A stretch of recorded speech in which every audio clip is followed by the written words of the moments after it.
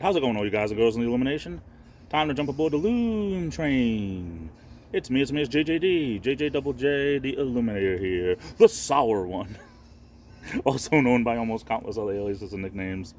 We won't get into that right now.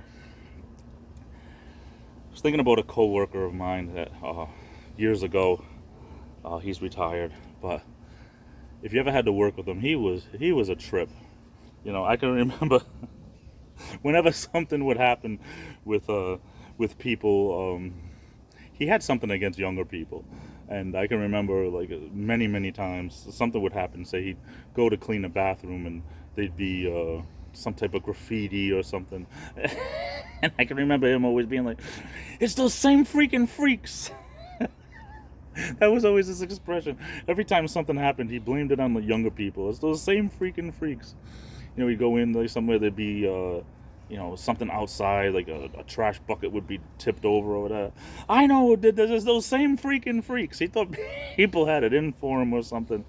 It's just very funny. He didn't think it was funny, but because that's what he said all the time when something went wrong. He blamed it on those same freaking freaks. Oh gosh, you know, sometimes sometimes when someone, you know, it just goes out of their way to be unique, and whether it's by design or something they do purposely or whatever, I think it's just funny because you know, so many people are just, I don't want to say, you know, everybody, but you know, there's like an averageness that some people can just blend into the background. Some people want to, some people they can't help it or whatever. But there's certain people, and I think everyone knows what I'm talking about.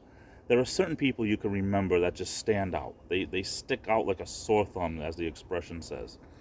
You know, some people, whether it's at work or in life or in our families or at church or whatever, there's always certain people that tend to stick out, you know, and I want to use the word blessed because I'm blessed to have known, especially at work, I've known some crazy characters and some people that really have stuck out as being unique, very unique individuals.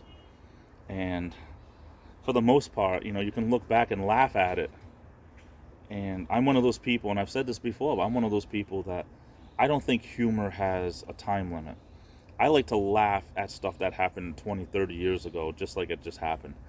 And, you know, some people are not that way. Some people think that, you know, oh my goodness, that happened 15 years ago. How are you still laughing at that? Because, you know, if it's funny, I think it should be timeless. You know, granted, you know, it's not, it loses a little bit because it's not the spur of the moment when it just happened. Like if someone, you know, trips and slides a little bit and then they start laughing and you're laughing, that could be more funny, you know, at the time than 15 years later. But you look back at it, you should still chuckle, because if it's, and I'm not saying chuckle at people that almost fall down, but if it's the type of situation where the person's laughing too and no one was hurt, but jeepers, you know, it's like, if you can keep laughing at people in your life and laugh with them, not so much at them, I think it's a much better life. So what are your thoughts? Have you known anyone that really stands out in your life? Put your comments below. I'm off to the races. I love you all. Take care. Stay safe. This is the Illuminator, and I'll be back.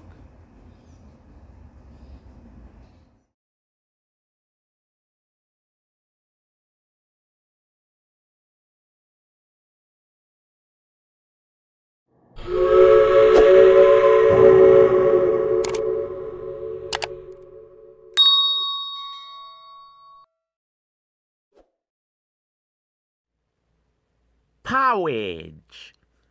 Porridge is what brings us together today.